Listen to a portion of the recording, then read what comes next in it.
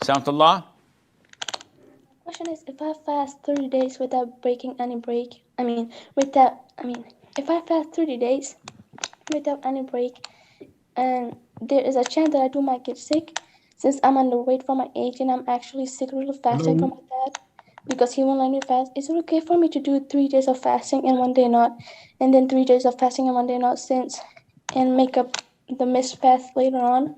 Why are you missing these days? I did not understand. Are you sick? No, I'm not sick. I don't have invisible disease, but I'm underweight. So, يعني, just because you're underweight, you think you're gonna vanish and disappear if you fast the whole month of Ramadan? No, they're saying that I might get sick. You might.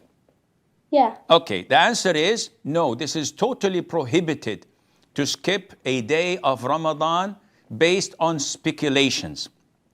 The notion that, okay, you are underweight and you have to fast 3 days and skip one day so that you gain more weight, this is preposterous. This is illogical.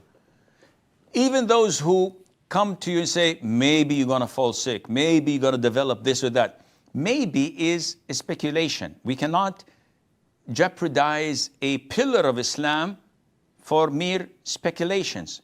Yes, you go and fast the whole 30 days. If in between you fell sick or was so weak and vulnerable you needed to eat or drink, break your fast and eat and drink. No problem with that.